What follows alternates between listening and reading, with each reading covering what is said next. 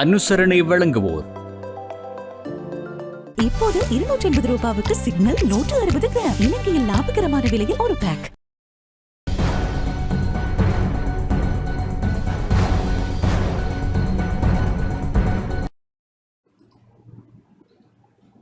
வணக்கம்.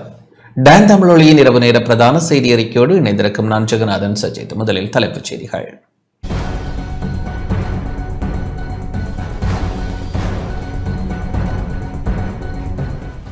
வாகன சாரதிகள் அனைவரும் ஆசனப்பட்டி அணிவது கட்டாயம் என அமைச்சர் பிமல் ரத்நாயக்க தெரிவிப்பு. எரிபொருள் விலை உயர்வால் சாதாரண மக்களே பாதிக்கப்பட்டுள்ளனர் என விமல் வீரவன்ச கவலை. யாழ்ப்பாணத்தில் வீதி மின் விளக்குகளை பழுது பார்த்துக் கொண்டிருந்த ஊழியரை மின்சாரம் தாக்கியது. மன்னார் கடற்பரப்பில் கைது செய்யப்பட்ட 7 இந்திய மீனவர்களும் விளக்கமறியலில். நுவரெலியாவில் போதைப்பொருள் பாவனையை தடுத்தல் தொடர்பில் விழிப்புணர்வு.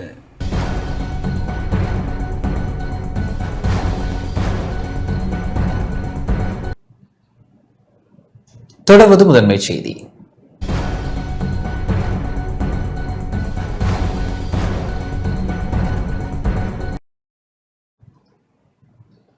வாகன சாரதிகள் அனைவரும் ஆசனப்பட்டி அணிவது கட்டாயம் என போக்குவரத்து அமைச்சு தெரிவித்துள்ளது. செப்டம்பர் 1ஆம் தேதி முதல் அதிவேக நெடுஞ்சாலைகளை பயன்படுத்தும் அனைத்து இலகுரக வாகனங்களில் பயணிக்கும் அனைத்து பயணிகளும் ஆசனப்பட்டி அணிவது கட்டாயமாக்கப்பட்டுள்ளது. ஆசனப்பட்டி அணிவது கட்டாயமாக்கப்பட்டுள்ளமை தொடர்பில் ஆய்வுப் பணிகளை மேற்கொள்வதற்காக போக்குவரத்து அமைச்சர் விமல் ரத்நாயக்க இன்று காலை கொழும்பு மத்திய பேருந்து நிலையத்திற்கு விஜயம் செய்திருந்த போதே இதனை தெரிவித்தார். ඇත්තරම සීට් බෙල්ට් ලංකාවේ නීති අනුව අනිවාර්ය කරලා තියෙන 2011. ஆசனப்பட்டி அணிவது கட்டாயமாக்கப்பட்டுள்ளமை தொடர்பில் ஆய்வுப் பணிகளை மேற்கொள்வதற்காக போக்குவரத்து அமைச்சர் பிமல் ரத்நாயக்க இன்று காலை கொழும்பு மத்திய பேருந்து நிலையத்திற்கு விஜயம் செய்திருந்த போதே இதனை தெரிவித்துள்ளார். සෑම බස් රථයකම අපි අනිවාර්ය කරලා තිබෙනවා රියදුරු මහතුරුන්ට සීට් බෙල්ට් එක පාවිච්චි කරන එක.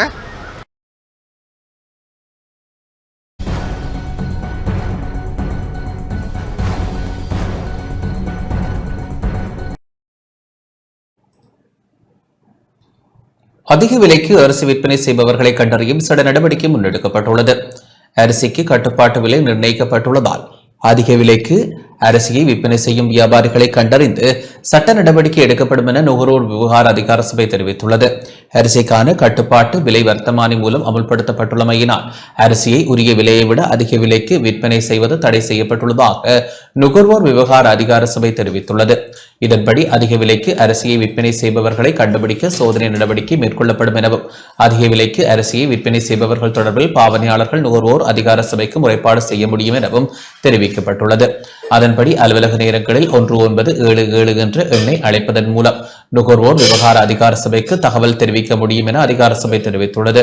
அரிசி விற்பனையில் வெள்ளை மற்றும் சிவப்பு பச்சை அரிசியின் கட்டுப்பாட்டு விலை 1 கிலோ 220 ரூபாவாகவும் வெள்ளை மற்றும் சிவப்பு நாட்டரிசி 1 கிலோ 230 ரூபாவாகவும் நிர்ணயிக்கப்பட்டுள்ளது.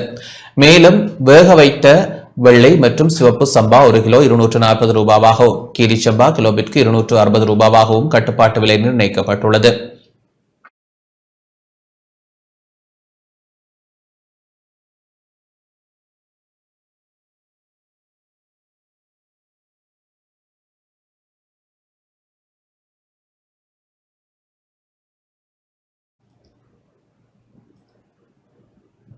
எரிபொருள் விலை உயர்வால் சாதாரண மக்களே பாதிக்கப்பட்டுள்ளனர் என தேசிய சுதந்திர முன்னணியின் தலைவர் விமல் வீரவன்ச தெரிவித்துள்ளார். உலக சந்தையில் மசகு எண்ணெயின் விலை குறைந்துள்ள சந்தர்ப்பத்தில் அரசாங்கம் எரிபொருட்களின் விலைகளை சடதியாக அதிகரித்துள்ளதாக தேசிய சுதந்திர முன்னணியின் தலைவர் விமல் வீரவன்ச தெரிவித்துள்ளார். கொழும்பில் இன்று இடம்பெற்ற ஊடக சந்திப்பில் அவர் இதனை தெரிவித்தார். கொழும்பில் இன்று இடம்பெற்ற செய்தியாளர் சந்திப்பில் கலந்து கொண்டு உரையாற்றிய போதே அவர் இதனை குறிப்பிட்டுள்ளார். எரிபொருள் விலை அதிகரிப்பு காரணமாக பல பொருட்களின் விலை அதிகரிக்கக்கூடும். எரிபொருள் விலை உயர்வு காரணமாக சாதாரண மக்களே அதிகளவு பாதிப்புக்கு உள்ளாகின்றனர். அதே நேரம் மண்ணெண்ணெய் விலை உயர்வு காரணமாக மீனவர்கள் கடுமையாக பாதிக்கப்பட்டுள்ளனர். இந்த மாத இறுதியில் அதிகரிக்கப்பட்ட மின்சார கட்டண பட்டியல் மக்களின் கைகளுக்கு கிடைக்கப்பெறும். இந்த அனைத்து அதிகரிப்புகளுக்கும் முகம் கொடுக்க முடியாது மக்கள் திண்டாடப் போகின்றனர். எரிபொருளுக்கு அநீதியாக அறவிடப்படும் வரியை நீக்கப் போவதாக அரசாங்கம் கூக்குரல் இட்டது. தெற்காசியாவிலே குறைந்த விலைக்கு எரிபொருளை வழங்கப் போவதாக ஆட்சிக்கு வருவதற்கு முன்னர் அரசாங்க தரப்பினர் கூக்குரல் இட்டனர். அவை அனைத்தும் மறந்து வெட்கமின்றி அரசாங்கம் எரிபொருளின் விலையை உயர்த்தியுள்ளது.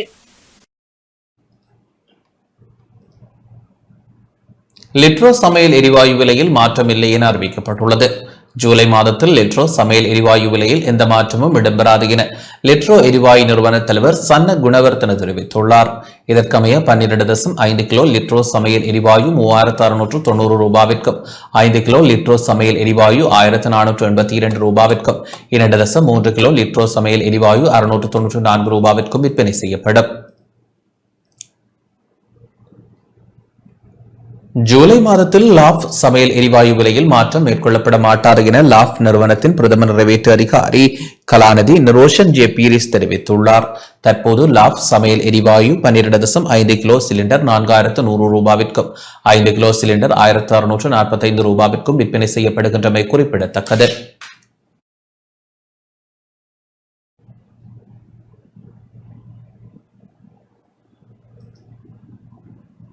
யாழ்ப்பாணத்தில் வீதி மின் விளக்குகளை பழுது பார்த்துக் கொண்டிருந்த ஊழியர் ஒருவர் மின்சார தாக்குதலுக்கு இலக்காகியுள்ளார். யாழ்ப்பாணம் கொக்குவில் பகுதியில் வீதி மின் விளக்குகளை பழுது பார்த்துக் கொண்டிருந்த ஊழியர் ஒருவர் மின்சார தாக்குதலுக்கு இலக்காகிய நிலையில் யாழ்ப்பாணம் போதனா வைத்தியசாலையில் அனுமதிக்கப்பட்டுள்ளார். நல்லூர் பிரதேச சபையின் ஆளுகைக்குட்பட்ட கொக்குவில் சந்தையை அண்மித்த பகுதியில் இன்று காலை வீதி மின் விளக்குகளை பழுது பார்த்துக் கொண்டிருந்த வேளை மின்சாரம் தாக்கியுள்ளது. அதனையடுத்து சக ஊழியர்கள் அவரை மீட்டு யாழ்ப்பாணம் போதனா வைத்தியசாலையில் அனுமதித்துள்ளனர்.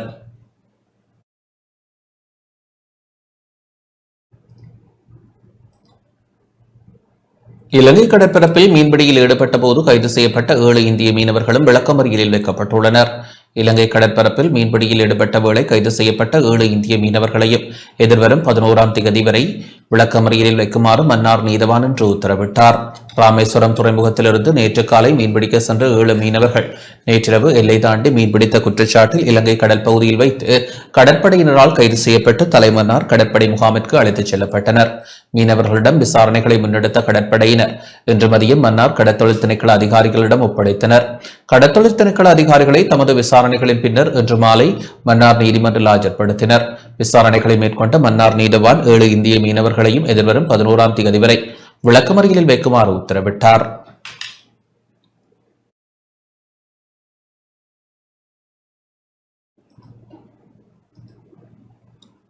மட்டக்களப்பு மாவட்டத்தில் 2025 மற்றும் 26ஆம் ஆண்டிற்கான பொருளாதார தொகை மதிப்பு தெளிவூட்டும் வேலை திட்டம் தொடர்பான விசேட கலந்துரையாடல் இன்று இடம்பெற்றது. மட்டக்களப்பு மாவட்டத்தில் 2025 மற்றும் 26 ஆண்டிற்கான பொருளாதார தொகை மதிப்பு விவசாயம் சார் நடவடிக்கை தொடர்பான தெளிவூட்டும் வேலை திட்டம் மாவட்ட தொகை மதிப்பு ஆணையாளரும் மாவட்ட அரசாங்க அதிபருமான ஜஸ்டினா முரளிதரன் தலைமையில் இன்று இடம்பெற்றது.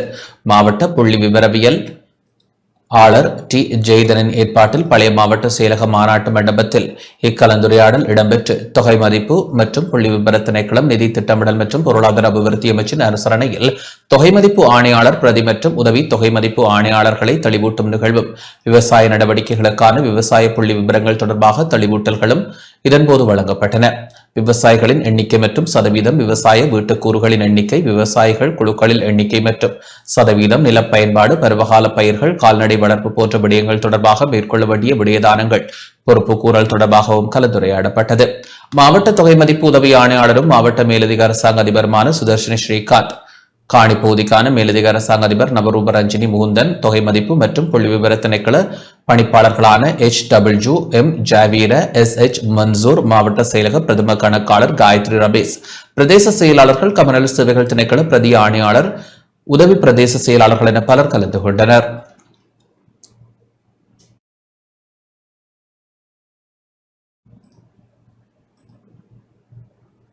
போதைப்பொருள் பாவனையை தடுத்தல் தொடர்பான விழிப்புணர்வு இன்று நுவரெலியாவில் இடம்பெற்றது.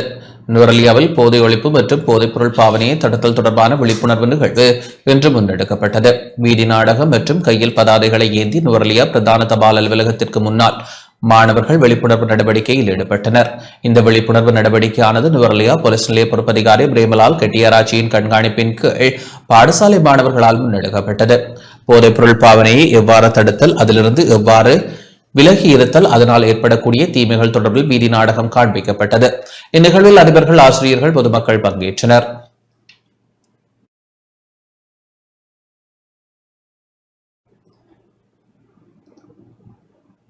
சூட்சுமமான முறையில் வாகனத்தில் கஞ்சா கடத்திய 4 புதுக்குடியிருப்பு போலீசார் கைது செய்துள்ளனர். முல்லைத்தீவு புதுக்குடியிருப்பு பிரதேசத்திலிருந்து கெண்டர் வாகனம் ஒன்றில் சூட்சுமமான முறையில் மறைத்து கஞ்சா கடத்திய 29 கிலோ கஞ்சாவுடன் கைது செய்யப்பட்டுள்ளனர். முல்லைத்தீவு விஸ்வமடு பகுதியில் இருந்து வாகனத்தில் கஞ்சாவினை ஏற்றிக் கொண்டு புதுக்குடியிருப்பு பகுதி நோக்கி பயணிக்கும் போது போலீசார் மேற்கொண்ட சோதனை நடவடிக்கையில் கெண்டர் வாகனத்தின் பெட்டியின் கீழ் பகுதியில் சூட்சுமமான முறையில் கஞ்சா மறைத்து வைக்கப்பட்டிருந்தது. இதனையடுத்து கைது செய்யப்பட்ட நபர் ஒருவரின் வீட்டில் மோப்பநாயின் உதவியுடன் தேடுதல் மேற்கொள்ளப்பட்ட போதும் அங்கும் மறைந்து வைக்கப்பட்டிருந்த கஞ்சாக்கள் மீட்கப்பட்டதாக போலீசார் தெரிவித்தனர். இதன்போது புதுக்குடியிருப்பு பிரதேசத்தினை சேர்ந்த 3 மற்றும் குருநாகல் பகுதியினை சேர்ந்த ஒருவர் உள்ளிட்ட 4 கைது செய்யப்பட்டதாக புதுக்குடியிருப்பு போலீசார் தெரிவித்துள்ளனர். மேலதிக விசாரணைகளை புதுக்குடியிருப்பு போலீசார் முன்னெடுத்து வருகின்றனர்.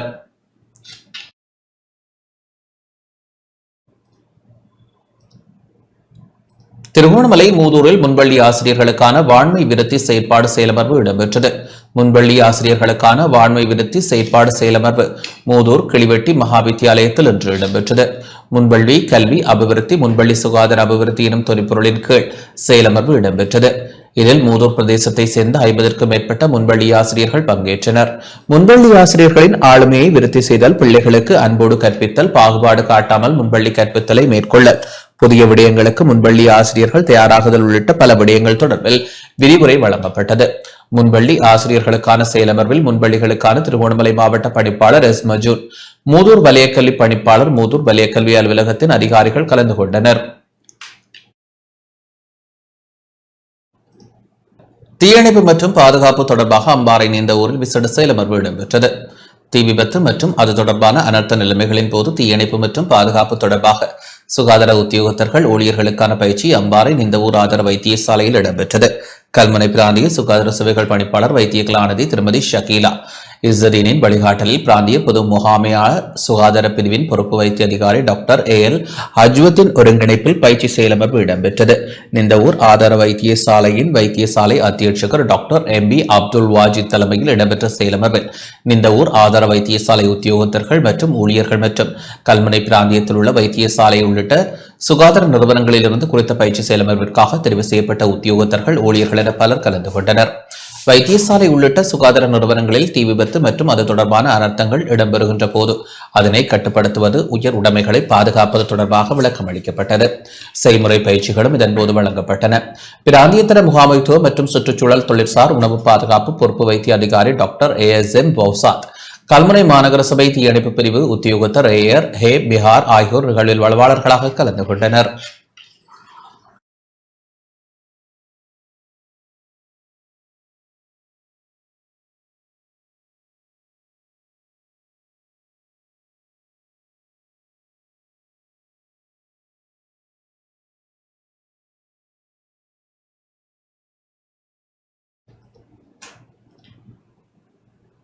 வெளிநாடு செல்லும் தொழிலாளியின் வேலைவாய்ப்பு ஒப்பந்தத்தை சான்றளிக்க வேண்டிய அவசியம் இன்று முதல் அமல்படுத்தப்பட்டுள்ளது. சுயதொழில் மூலம் தொழில்துறை மற்றும் நிறுவனத் துறைகளில் வேலைவாய்ப்பிற்காக வெளிநாடு செல்லும் தொழிலாளியின் வேலைவாய்ப்பு ஒப்பந்தத்தை சான்றளிக்க வேண்டிய அவசியம் இன்று முதல் சம்பந்தப்பட்ட நாட்டில் உள்ள இலங்கை தூதரகத்தால் அமல்படுத்தப்பட்டுள்ளது. ஜூன் 7ஆம் தேதி முதல் இதை அமல்படுத்த முடிவு செய்யப்பட்டிருந்தாலும் இன்று வரை குறித்த நடைமுறை ஒத்திவைக்கப்பட்டுள்ளதாகவும் இலங்கை வெளிநாட்டு வேலைவாய்ப்பு பணியகம் தெரிவித்துள்ளது. புதிய நடைமுறைக்கு அமைய Saudi Arabia, Kuwait, Bahrain, Qatar, ஐக்கிய அரபு அமீரகம், ஓமன், ஸ்டேல், யோர்தான், லெபனான், மாலத்தீவுகள், மலேசியா, சிங்கப்பூர் மற்றும் தென்கொரியா ஆகிய 13 நாடுகளில் தொழில்துறை மற்றும் நிறுவனத் துறைகளில் வேலைவாய்ப்புக்கு விண்ணப்பிக்கும் போது பணியக பதிவை பெறுவதற்கு அவர்களின் சேவை ஒப்பந்தம் அந்த நாடுகளில் உள்ள இலங்கை தூதரகங்களின் தொழிலாளர் மற்றும் நலன்புரி பிரிவுகளில் சான்றளிக்கப்பட வேண்டும் என தெரிவிக்கப்பட்டுள்ளது. மேலும் அதற்காக $60 கட்டணம் செலுத்தப்பட வேண்டும் எனவும் தெரிவிக்கப்படுகின்றது. கடந்த காலங்களில் மனித கடத்தல் காரணமாக இலங்கை தொழிலாளர்கள் வெளிநாடுகளில் பல்வேறு சிரமங்களை எதிர்கொண்டனர். இந்த பிரச்சினைகளுக்கு தீர்வாக இலங்கை தொழிலாளர்களை வெளிநாட்டு வேலைவாய்ப்புகளுக்கு பாதுகாப்பாக அனுப்பும் நோக்கில் பணியகம் இந்த முடிவை எடுத்துள்ளதாக தெரிவிக்கப்பட்டுள்ளது.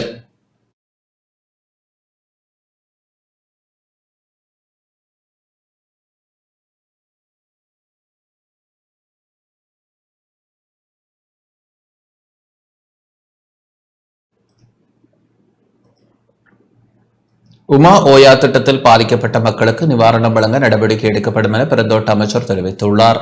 உமா ஓயா திட்டத்தினூடாக பாதிக்கப்பட்டுள்ள மக்களுக்கு சட்டத்திற்கு இணங்க நிவாரணம் வழங்க நடவடிக்கை எடுக்கப்படும் என பெருந்தோட்டம் மற்றும் சமூக உட்கட்டமைப்பு அமைச்சர் தெரிவித்துள்ளார். நேற்று நிகழ்வொன்றில் கலந்து கொண்டு உரையாற்றிய போதே அவர் இதனை தெரிவித்தார். உமாயா அபிவிருத்தி திட்டம் 2008ஆம் ஆண்டு ஆரம்பிக்கப்பட்டது. இதனூடாக பாதிக்கப்பட்ட மக்களுக்காக குரல் கொடுக்கும் களங்களில் நாமும் இருந்துள்ளோம். ஆனால் அந்த திட்டத்தினூடாக பாதிப்புக்கு ஏதுவாக அமைந்த காரணங்களை எம்மால் இன்னமும் நிறுத்த முடியாத நிலைமையே காணப்படுகின்றது. நாம் கடந்த காலங்களில் எதிரணியில் இருந்தமையின் காரணமாக மக்கள் பாதிக்கப்பட்ட தருணத்தில் அதற்கு எதிராக குரல் கொடுக்க வேண்டிய நிலை ஏற்பட்டது. இந்த திட்டத்தினூடாக பாரிய சேதம் ஏற்பட்டது. ஏராளமான பிரதேச சபைக்கு உட்பட்ட மக்கள் பாதிப்பை எதிர்நோக்கினர். இந்த திட்டத்தினூடாக 12,000க்கும் அதிகமான வீடுகளுக்கு சேதம் ஏற்பட்டுள்ளது. பாடசாலைகள், வியாபார நிலையங்கள், விவசாய நிலங்கள் என்பவற்றிற்கு பாதிப்பு ஏற்பட்டுள்ளது. எதிர்ப்பு ஆர்ப்பாட்டங்களின் காரணமாகவே உமாஓயா திட்டத்தினூடாக மக்களுக்கு சேதம் ஏற்படுகின்ற விடயம் வெளிவர ஆரம்பித்தது. போராட்டங்களின் ஊடாகவே சேதங்களுக்கான இழப்பீட்டை பெற்றுக்கொள்ள முடிந்தது. ஆனால் எம்முடைய அரசாங்கத்தின் ஆட்சியில் உமாஓயா திட்டத்தினூடாக பாதிக்கப்பட்ட மக்களுக்கு சட்டத்திற்கிணங்க நிவாரணம் வழங்க நடவடிக்கை எடுக்கப்பட்டுள்ளது. அதற்காக அமைச்சரவை உபக்குழுவும் அமைக்கப்பட்டுள்ளது.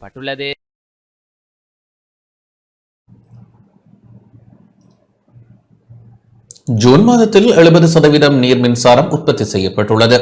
2025ஆம் ஆண்டின் ஜூன் மாதத்தில் 70% மின்சார உற்பத்தி செய்யப்பட்டுள்ளதாக இலங்கை மின்சார சபை தெரிவித்துள்ளது. சுமார் 35 ஆண்டுகளுக்கு பின்னர் அதிகூடிய அளவில் மின்சாரம் உற்பத்தி செய்யப்பட்டுள்ளதாக இலங்கை மின்சார சபை தெரிவித்துள்ளது. ஏனைய மாதங்களுடன் ஒப்பிடுகையில் ஜூன் மாதத்தில் அதிக அளவில் மின்சார பயன்பாடு காணப்படுகின்றது. இந்த மின்சார உற்பத்தி புதுப்பிக்கத்தக்க எரிசக்தி மூலங்களிலிருந்து பெறப்பட்டுள்ளது. இலங்கையில் 100% நீர் மின்சாரத்தை அடிப்படையாக கொண்டு எரிசக்தி உற்பத்தி செய்யப்படுகின்றது. ஆனால் புதுப்பிக்கத்தக்க எரிசக்தியிலிருந்து அதிகளவான மின்சாரம் உற்பத்தி செய்யப்பட்டுள்ளவை இலங்கை மின்சார சபையின் முயற்சிகளை பிரதிபலிக்கின்றது.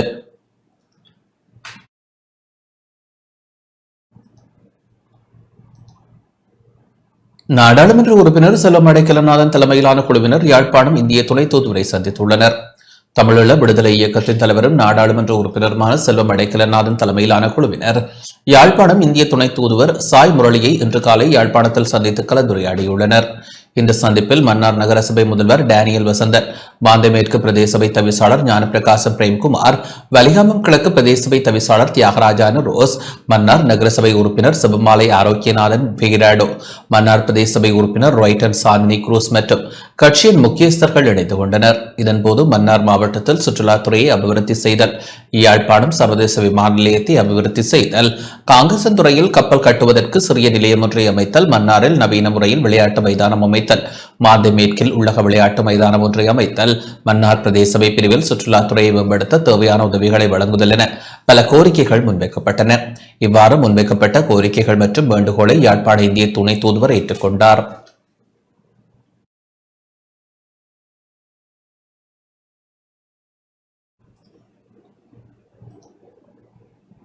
இலங்கை தமிழரசு கட்சியின் மன்னார் மாவட்ட கிளையின் பொருளாளர் தி பரஞ்சோதி பொருளாளர் பதவியிலிருந்து விலகுவதாக அறிவித்துள்ளார். இலங்கை தமிழரசு கட்சியின் மன்னார் மாவட்ட கிளையின் பொருளாளர் தி பரஞ்சோதி கட்சி பொருளாளர் பதவியிலிருந்து விலகுவதாக தமிழரசு கட்சியின் பதில் பொதுச் செயலாளருக்கு இன்று கடிதம் ஒன்றை அனுப்பி வைத்துள்ளார்.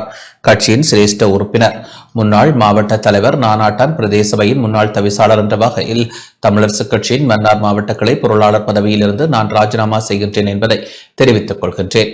மாவட்ட தலைமை கடந்த தேர்தலில் தன்னிச்சையாக செயற்பட்டதுடன் உள்ளூராட்சி சபைகளை அமைப்பதில் அலட்சியமாக செயற்பட்டமை கட்சிக்கும் மன்னார் மாவட்டத்திற்கும் பெரும் அதிர்வலைகளை ஏற்படுத்தியுள்ளது. அதனால் தற்போதைய மாவட்ட தலைமையுடன் தொடர்ந்து பணியாற்ற முடியாத நிலை ஏற்பட்டுள்ளது. மக்கள் மத்தியில் பல்வேறு வகையான விமர்சனங்கள் மற்றும் எதிர்ப்புகள் எழுந்துள்ளதால் தோல்வி மற்றும் பின்னடைவிற்கு தார்மீக பொறுப்பேற்று பொருளாளர் பதவியிலிருந்து விலகுகின்றேன் என்பதை தெரிவித்துக் கொள்கின்றேன் என கடிதத்தில் குறிப்பிடப்பட்டுள்ளது. குறித்த கடிதத்தின் பிரதிகள் இலங்கை தமிழரசு கட்சியின் மன்னார் மாவட்ட கிளை தலைவர் மற்றும் செயலாளருக்கும் அனுப்பி வைக்கப்பட்டுள்ளன.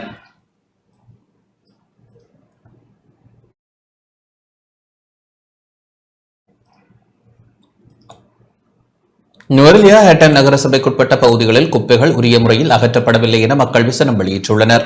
நுவரெலியா ஹேட்டன் நகரசபைக்குட்பட்ட டன்பார் நகரம், ஹேட்டன், எம்ஆர் நகரம், காமனிபுர கிராமம், மல்லியப்பூ மற்றும் ஹேட்டன் நகர மைய பகுதி உள்ளிட்ட பகுதிகளில் குப்பைகள் உரிய முறையில் அகற்றப்படவில்லை என மக்கள் விசனம் வெளியிட்டுள்ளனர். குப்பைகள் குவிந்து காணப்படும் இந்த பகுதிகளில் கடுமையான துர்நாற்றம் வீசுகின்றது. இதனால் மக்கள் கடுமையாக பாதிக்கப்பட்டுள்ளதுடன் போக்குவரத்தும் தடைபடுகின்றது. இந்த பிரச்சினை தொடர்பில் ஹட்டன் நகரசபை அதிகாரிகளிடம் வினவிய போது குப்பைகளை கொட்டுவதற்கு சரியான இடம் இல்லாததால் மக்கள் பாதிக்கப்படும் நிலை ஏற்பட்டுள்ளதாக தெரிவித்துள்ளனர். ஹட்டன் நகரசபையில் குப்பைகளை கொட்டுவதற்கு சரியான இடமில்லை எனவும் பொறுப்பான அதிகாரிகள் இடத்தை ஏற்பாடு செய்து தர வேண்டும் எனவும் ஹட்டன் நகரசபை அதிகாரிகள் குறிப்பிட்டுள்ளனர். ஊத்த பிரச்சனைனால எங்களுக்கு ஒரு வியாபாரம் பண்ணிக்கிறதுக்கு ரொம்ப கஷ்டமா இருக்குது. இது எங்களுக்கு ரொம்ப பாதிப்பா இருக்குது. இதுகளை கொஞ்சம் கிளீன் பண்ணி தர முடிஞ்சா எங்களுக்கு பெரிய உதவியா இருக்கும். குப்பை கொட்ட இடம் இல்லாம தான் இங்கே கொண்டாந்து போடுறாங்கன்னு சொல்றாங்க. ஆனா கொஞ்சம் கஷ்டம் தான். நாத்தம் வேலை செய்யல. கவர்மெண்ட் தான் பார்த்து குப்பை போடுறதுக்கு ஒரு இடம் சேர்மன் பார்த்து கொடுக்கணும். இங்கே மட்டும் இல்ல, முழு எட்டனுமே குப்பை தான்.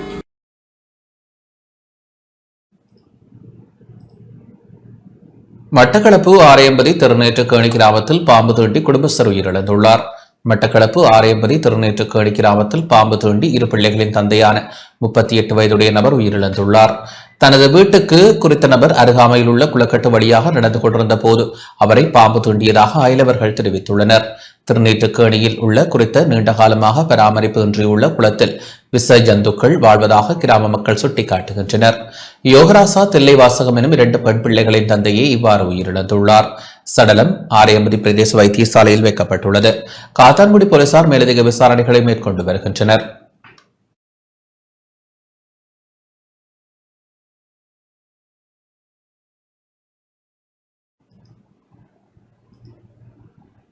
சர்வதேச சித்திரவதைகளுக்கு எதிரான தினத்தையொட்டி அம்பாறையில் விழிப்புணர்வு நிகழ்வு இடம்பெற்றது. சர்வதேச சித்திரவதைகளுக்கு எதிரான தினத்தையொட்டி அம்பாறை கல்முனை வடக்கு பிரதேச செயலகத்தில் இன்று விழிப்புணர்வு நிகழ்வு இடம்பெற்றது. போலீஸ் மற்றும் அரசு சார்பற்ற நிறுவனங்களைச் சேர்ந்த உத்தியோகத்தர்கள் விழிப்புணர்வு நிகழ்வில் கலந்து கொண்டனர். மனித உரிமைகள் ஆணைக்குழுவின் இணைப்பாளர் அப்துல் அசீஸ் தலைமையில் நிகழ்வு ஒழுங்கமைக்கப்பட்டது. சித்திரவதை என்பது ஒரு நாட்டில் ஒரு தனி மனிதனுக்கும் ஒரு சமூகத்திற்கும் அது ஏற்படுகின்ற சந்தர்ப்பத்தில் அதனால் பாதிக்கப்பட்டவர்கள் உண்மையிலேயே அது சரியான முறையில் ரூல் ஆஃப் லா என்று சொல்லப்படுகின்ற சட்ட ஆட்சி மூலம் அதனை பாதிப்பை ஏற்படுத்தியவர்களை சட்டத்துக்கு முன் கொண்டு வந்து அவர்களுக்கான சட்டத்தை இல்லாதொழிக்க வேண்டும் என்பதற்காக எத்தனையோ சட்டங்கள் இருந்தாலும் 1978ஆம் ஆண்டு அரசியலமைப்பு யாப்பின் 3ஆம் அத்தியாயத்தில் அடிப்படை உரிமையின் 11வது உறுப்புரை எந்த ஒரு மனிதனும் சித்திரவதைக்கும் கொடூரமான மனிதாபிமானமற்ற இழிவான நடத்தைக்கும் தண்டனைக்கும் உட்படுத்தக்கூடாது அந்த அடிப்படை உரிமை சட்டம் சொல்கின்றது. ஆகவே அந்த அடிப்படை உரிமையில் உள்ள விடயங்கள் ஒவ்வொரு போலீஸ் உத்தியோகத்தர்களும் ஒவ்வொரு பொதுமகனும் ஒவ்வொரு அரசு அதிகாரிகளும் தெளிவாக விளங்கிக் கொண்டால் மாத்திரம்தான் இதை நாங்கள் இந்த நாட்டில் மனித உயிர்களை பாதுகாக்க முடியும் என்பது இலங்கை மனித உரிமை ஆணைக்குழுவின் கருத்தாக இருக்கின்றது. மனித உரிமைகள் ஆணைக்குழு நாடு பூராகவும் அதாவது ஐஜிபி மூலமாக நாங்கள் பெர்மிஷன் எடுத்து போலீஸ் உத்தியோகத்தர்களுக்கான பயிற்சிகளை செய்து வருகின்றோம். ஆனால் தமிழ் பேசுகின்ற உத்தியோகத்தர்கள் அதிகப்படியானவர்கள் இல்லை என்பதன் காரணமாகத்தான் இங்கு போலீஸ் உத்தியோகத்தர்கள் பொதுமக்கள் அரசு சார்பற்ற உத்தியோகத்தர்கள் அழைத்து நாங்கள் இதை செய்கின்றோம். இந்திய தொழில்துறை கூட்டமைப்பினர் வலுசக்தி அமைச்சரை சந்தித்துள்ளனர். இந்திய தொழில்துறை கூட்டமைப்பின் உயர்மட்ட இந்திய குழுவிற்கும் வலுசக்தி அமைச்சர் பொறியியலாளர் குமார ஜெயக்கொடிக்கும் இடையிலான சந்திப்பு இடம்பெற்றுள்ளது. இந்த சந்திப்பு நேற்று வலுசக்தி அமைச்சில் இடம்பெற்றுள்ளது. அத்துடன் இலங்கையின் மின்சாரம் மற்றும் எரிசக்தி துறையில் ஒத்துழைப்பு மற்றும் முதலீட்டு வாய்ப்புகள் குறித்து இதன்போது ஆராயப்பட்டது. இதன்போது நாட்டின் பொருளாதார வளர்ச்சிக்காக வலுசக்தி துறையையும் முன்னேற்றகரமான பாதைக்கு இட்டுச் செல்வதற்காக இந்திய தொழில்துறை கூட்டமைப்புடன் இணைந்து பயணிக்க எதிர்பார்த்துள்ளதாக அமைச்சர் தெரிவித்தார். உள்ளூர் உருளைக்கிழங்கு விவசாயிகளுடனான சந்திப்பு ஒன்று விவசாய அமைச்சில் இடம்பெற்றுள்ளது. உள்ளூர் உருளைக்கிழங்கு விவசாயிகளுடனான விசேட சந்திப்பு நேற்று விவசாய அமைச்சில் இடம்பெற்றது. உள்ளூர் உருளைக்கிழங்கு விவசாயிகள் எதிர்கொள்ளும் முக்கிய பிரச்சனைகளுக்கு தீர்வை பெற்றுக் கொடுத்தல், விவசாயிகளை பாதுகாத்தல் மற்றும் வாடிக்கையாளர்களை பாதுகாப்பது என்பது இந்த கலந்துரையாடலின் பிரதான நோக்கமாகும். உள்ளூர் உருளைக்கிழங்கு விவசாயிகள் எதிர்கொள்ளும் முக்கிய பிரச்சனை இறக்குமதி செய்யப்பட்ட உருளைக்கிழங்கின் விலை மிக குறைந்த விலையில் உள்ளூர் உருளைக்கிழங்குகள் தரத்தில் உயர்வாக இருப்பதால் அவற்றின் விலையும் அதற்கு ஏற்ற வகையில் சந்தையில் விற்கப்படுகின்றது. ஆகவே உருளைக்கிழங்குகளை நுகர்வோர் கொள்வனவு செய்யும் அளவு குறைவாகின்றது. புதிய வர்த்தமானி அறிவித்தலினூடாக இந்த பிரச்சினைக்கான தீர்வை வழங்குதல் தொடர்பிலும் அவதானம் செலுத்தப்பட்டது. இக்கலந்துரையாடலில் நுவரெலியா ராகல மககுடுகல பகுதியை சேர்ந்த விவசாய குழு உத்தியோகத்தர்கள் கலந்து கொண்டனர்.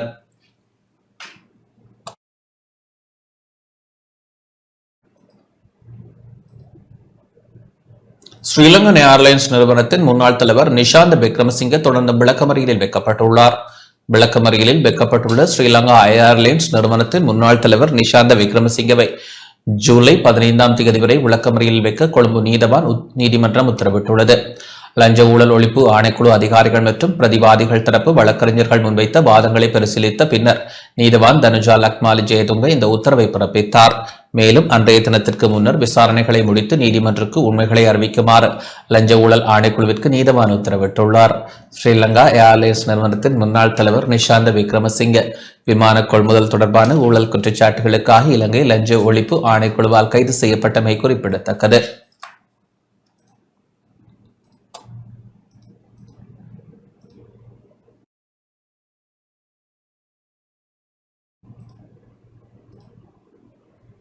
யாழ்ப்பாணம் பருத்தித்துறை ஆதார வைத்தியசாலைக்கான தனியான நிதி பிரிவு இன்று ஆரம்பித்து வைக்கப்பட்டுள்ளது. யாழ்ப்பாணம் பருத்தித்துறை ஆதார வைத்தியசாலைக்கான தனியான நிதி பிரிவின் ஆரம்ப நிகழ்வு வைத்தியசாலை அத்தியட்சகர் வை திவாகர் தலைமையில் இன்று இடம்பெற்றது. விருந்தினர்கள் மலர் மாலை அணிவித்து வரவேற்கப்பட்டதைத் தொடர்ந்து மங்கள சுடர்கள் ஏற்றப்பட்டன. பிரதம விருந்தினராக வடக்கு மாகாண பிரதம செயலாளர் தனுஜா முருகேசன் பங்கேற்றார். அத்துடன் வடக்கு மாகாண பிரதம நிதி பிரிவு பிரதி செயலாளர் எஸ் குகதாஸ், மாகாண சுகாதார அமைச்சின் செயலாளர் திருமதி பி ஜெயராணி, மாகாண சுகாதார படிப்பாளர் பத்திரன, யாழ்ப்பாண பிராந்திய சுகாதார சேவைகள் படிப்பாளர் ஆகேரீஸ்வரன், பருத்தித்துறை ஆதார வைத்தியசாலை நிர்வாக உத்தியோகத்தர் எஸ் ஸ்ரீபாஸ்கரன் ஆகியோர் பங்கேற்றனர். இதன்போது நிதிப்பிரிவு அலுவலகம் விருந்தினர்களால் நாடாவட்டி திறந்து வைக்கப்பட்டது. இந்நிகழ்வில் பருத்தித்துறை ஆதார வைத்தியசாலை மருத்துவ அதிகாரிகள், தாதிய உத்தியோகத்தர்கள் உட்பட பலர் பங்கேற்றனர்.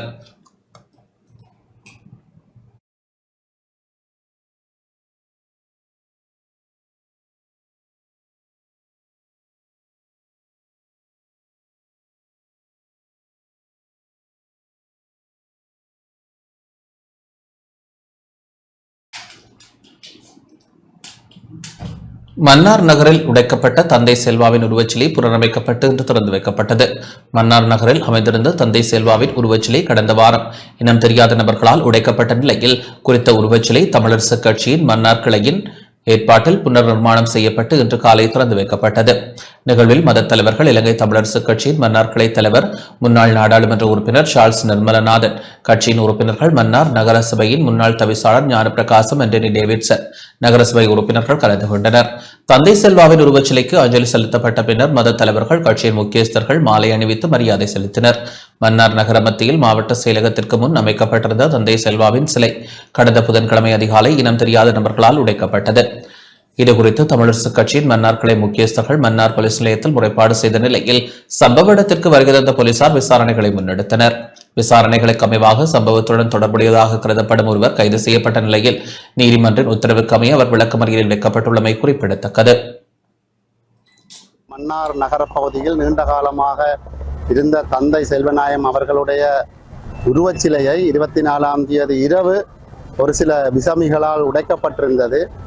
அந்த சிலையை மீள புனரமைப்பு செய்து இன்றைய தினம் அதை மீள அங்குரார்ப்பண நிகழ்வாக தற்பொழுது திறந்து வைக்கப்பட்டிருக்கிறது. இந்த சிலை உடைத்தது தொடர்பாக மன்னார் மாவட்ட இலங்கை தமிழரசு கட்சி சார்பாக போலீசில் முறைப்பாடு செய்யப்பட்டிருந்தது. அது தொடர்பாக ஒருவரை கைது செய்து தற்பொழுது அவர் நீதிமன்ற தடுப்பு காவலில் இருக்கிறார். எதிர்கால நடவடிக்கையை போலீஸ் தரப்பு நியாயமாக செய்வதாக எங்களிடம் உறுதியளித்திருக்கிறது. அரச கர்ம மொழிகள் தின நிகழ்வுகள் மட்டக்களப்பில் இடம்பெற்றது. நீதி மற்றும் சமூக ஒருமைப்பாட்டு அமைச்சின் தேசிய மொழிகள் பிரிவினூடாக நடைமுறைப்படுத்தப்படும் அரச கர்ம மொழிகள் தினத்தின் முதல் நாள் நிகழ்வு மட்டக்களப்பு பழைய மாவட்ட செயலக மாநாட்டு மண்டபத்தில் இன்று இடம்பெற்றது. நாடளாவிய ரீதியில் இடம்பெறும் அரச கர்ம மொழிகள் தின நிகழ்வின் ஆரம்ப நிகழ்வு மட்டக்களப்பில் தேசிய ஒருமைப்பாட்டு மேம்பாட்டு உதவியாளர் வி சந்திரகுமார் தலைமையில் இடம்பெற்றது. அரச உத்தியோகத்தர்களின் ஆளுமை மற்றும் மொழிவாண்மையை மேம்படுத்துவதற்கும் அவர்கள் அலுவலக கடமையில் ஈடுபடும் போது அரச கர்ம மொழிக் கொள்கையின் முக்கியத்துவம் மற்றும் மொழி உரிமை தொடர்பான சட்ட ஏற்பாடுகள் தொடர்பான தெளிவூட்டல்கள் இதன்போது வழங்கப்பட்டன. நிகழ்வின் வளவாளர்களாக தேசிய மொழிகள் மேம்பாட்டு உத்தியோகத்தர் பி பிரதீஸ்கரன், உலக சமூக மாவட்ட இணைப்பாளர் ஏ பிரபாகரன், பதவிநிலை உத்தியோகத்தர் KM ரில்லா, கிழக்கு மாகாண மொழிகள் மத்திய நிலைய அதிகாரி சுபாஸ்ரீ ரகுரதன் என பலர் நிகழ்வில் கலந்து கொண்டனர்.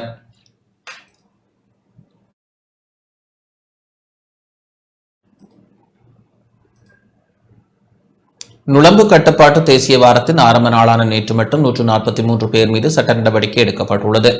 நுளம்பு கட்டுப்பாட்டு தேசிய வாரம் நேற்று ஆரம்பமான நிலையில் நேற்று மட்டும் 143 பேர் மீது சட்ட நடவடிக்கை எடுக்கப்பட்டுள்ளதாக தேசிய டெங்கு கட்டுப்பாட்டு பிரிவு தெரிவித்துள்ளது. இராணுவத்தினர், போலீஸ் அதிகாரிகள், சிவில் பாதுகாப்பு பணியாளர்கள் மற்றும் பொது சுகாதார ஆய்வாளர் ஆகியோர் சுகாதார அமைச்சினால் ஆரம்பிக்கப்பட்ட இந்த வேலை திட்டத்தில் ஈடுபட்டுள்ளனர். நேற்று மாத்திரம் 22,318 இடங்கள் ஆய்வு செய்யப்பட்டுள்ளன. அவற்றில் 4,481 இடங்கள் டெங்கு நுளம்பு இனப்பெருக்கம் செய்யும் இடங்களாக அடையாளம் காணப்பட்டுள்ளதாகவும் ரத்தினபுரி மாவட்டமே டெங்கு நுளம்பு இனப்பெருக்கத்தின் அதிக விகிதத்தை பதிவு செய்துள்ளதாகவும் தேசிய டெங்கு கட்டுப்பாட்டு பிரிவு தெரிவித்துள்ளது.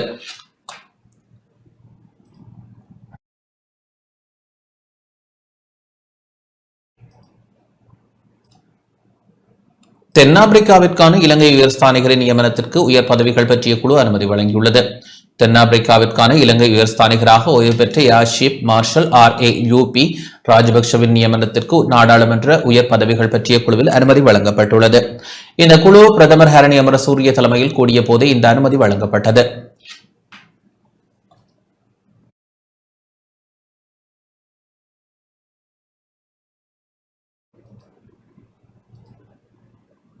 மாவனல்ல மயூரபாத கல்லூரி மாணவர்கள் ஜனாதிபதி செயலகம் மற்றும் ஜனாதிபதி மாளிகையை பார்வையிட்டனர்.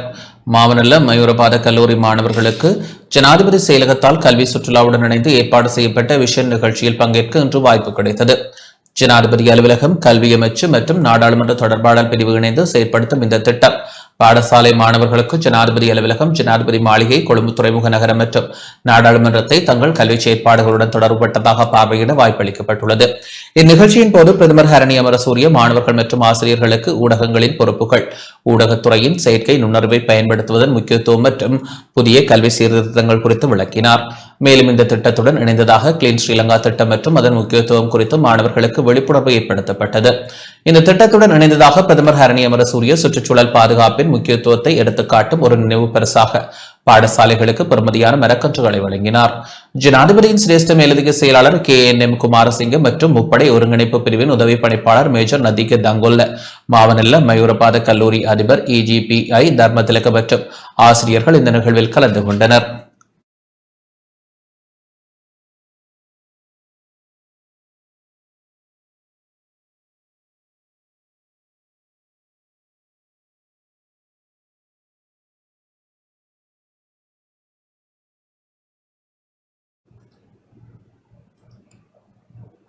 மன்னார் நகர முதல்வர் இன்று மாவட்ட அரசாங்க அதிபரை சந்தித்து கலந்துரையாடியுள்ளார். மன்னார் நகர முதல்வர் டேனியல் வசந்தன் இன்று காலை மன்னார் மாவட்ட செயலகத்தில் மன்னார் மாவட்ட அரசாங்க அதிபர் கனகேஸ்வரனுடன் விசேட சந்திப்பை மேற்கொண்டார். இதன்போது மன்னார் நகரசபை பிரிவில் முன்னெடுக்கப்பட வேண்டிய அபிவிருத்தி திட்டங்கள், மன்னார் நகரசபை பிரிவில் கண்டறியப்பட்ட குறைகள், மக்கள் எதிர்நோக்கும் பிரச்சனைகள் குறித்து கலந்துரையாடப்பட்டதோடு முன்னெடுக்கப்பட உள்ள வேலை திட்டங்கள் குறித்தும் கலந்துரையாடப்பட்டன. சந்திப்பில் மன்னார் நகரசபை செயலாளர் லோகேஸ்வரன் மற்றும் நகரசபை உறுப்பினர்கள் சிவமாலை, ஆரோக்கியநாதன், பிக்ராடோ ஆகியோரும் கலந்து கொண்டனர்.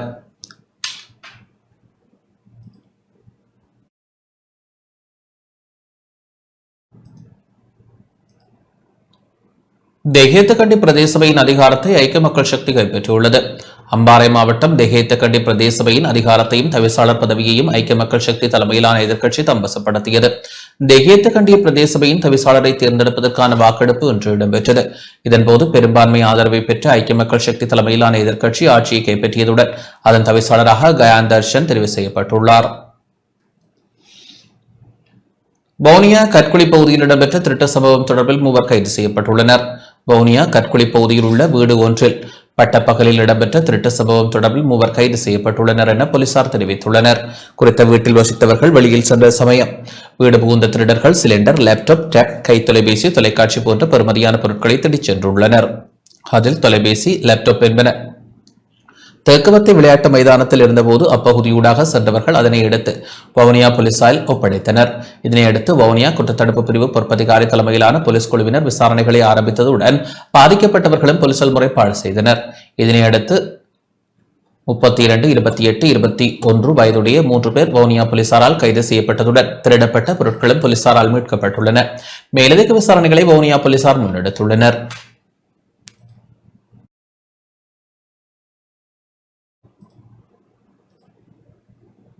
அம்பாறை கல்முனை பகுதியில் கட்டாக்காலி மாடுகள் தினமும் பிரதான வீதியை ஆக்கிரமிப்பதனால் பொது போக்குவரத்திற்கு சிரமம் ஏற்படுவதாக பொதுமக்கள் விசனம் வெளியிட்டுள்ளனர். அம்பாறை கல்முனை மாநகர சபைக்குட்பட்ட பிரதான வீதிகளில் இரவு பகல் வேளைகளில் கட்டாக்காலி மாடுகள் தினமும் சுற்றித் திருவதால் பொது போக்குவரத்திற்கு இடையூறு ஏற்பட்டுள்ளது. கல்முனை தலைமையக போலீஸ் நிலையம், மாநகர சபை, பிராந்திய சுகாதார பணிமனை, பிரதான பேருந்து தரிப்பிடம், இலங்கை மின்சார சபை, பிரதேச செயலகம், வங்கிகள் ஆகியன அமைந்துள்ள பகுதிகளில் இரவு வேளைகளில் கட்டாக்காலி மாடுகள் மற்றும் நாய்கள் நடமாடுவதால் விபத்துக்கள் ஏற்படும் அபாயம் ஏற்பட்டுள்ளது. பொது இடங்களில் உறங்கும் கட்டாக்காலி மாடுகளின் கழிவுகளால் அப்பகுதிகளில் சுகாதார சீர்கேடுகளும் ஏற்பட்டுள்ளன. சம்பந்தப்பட்ட திணைக்களங்கள் இவ்விடயத்தில் தலையிட்டு கட்டாக்காலி கால்நடைகளை கட்டுப்படுத்த நடவடிக்கை எடுக்க வேண்டும் என பிரதேச மக்கள் கோரிக்கை விடுத்துள்ளனர்.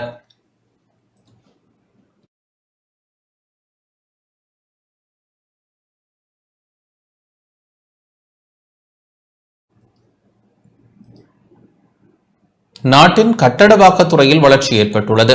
கட்டடவாக்கத்துறைக்கான இலங்கை கொள்வனவு முகாமையாளர்களின் சுட்டன் 2025 மேயில் மீளெழுச்சி அடைந்துள்ளதாக தெரிவிக்கப்பட்டுள்ளது. மொத்த நடவடிக்கை சுட்டன் மூலம் பிரதிபலிக்கப்பட்டவாறு 2025 மேயில் 59.7% மீளெழுச்சி அடைந்தது. ஏப்ரலில் பண்டிகை பருவகால மந்த நிலையிலிருந்து மீண்டு கட்டடவாக்க நடவடிக்கைகள் மேயில் மீண்டும் உத்வேகம் பெற்றுள்ளன என அநேகமான பதில் இருப்பாளர்கள் குறிப்பிட்டுள்ளனர். கஹத் பகுதியில் நேற்றிரவு நடத்தப்பட்ட துப்பாக்கிச் சூட்டில் இளைஞர் ஒருவர் உயிரிழந்துள்ளார். காவத் யாயன பகுதியில் நேற்றிரவு நடந்த துப்பாக்கிச் சூட்டு சம்பவத்தில் இளைஞர் ஒருவர் உயிரிழந்துள்ளார். அத்துடன் காயமடைந்த மற்றொரு இளைஞன் ககவத்த ஆதார வைத்தியசாலையில் சிகிச்சைக்காக அனுமதிக்கப்பட்டுள்ளதாக போலீசார் தெரிவித்துள்ளனர். ககவத்த யாயன கோஸ்கெல்ல பகுதியில் உள்ள ஒரு வீட்டிற்கு நேற்றிரவு சென்ற 4 பேர் வீட்டிலிருந்து 2 இளைஞர்களை கடத்திச் சென்றுள்ளனர். பின்னர் இருவரும் வெறிச்சோடிய பகுதிக்கு அழைத்துச் செல்லப்பட்டு குறித்த இளைஞர்கள் மீது துப்பாக்கி பிரயோகம் மேற்கொள்ளப்பட்டுள்ளதாக தெரிவிக்கப்படுகின்றது. துப்பாக்கிச் சூட்டில் காயமடைந்த 22 வயது இளைஞன் சம்பவ இடத்திலேயே உயிரிழந்தார். இதேவேளை காயமடைந்த 27 வயதான இளைஞன் சிகிச்சைக்காக வைத்தியசாலையில் அனுமதிக்கப்பட்டுள்ளதாக போலீசார் தெரிவித்தனர். சம்பவம் தொடர்பில் மேலதிக விசாரணைகளை கவத்த போலீசார் மேற்கொண்டு வருகின்றனர்.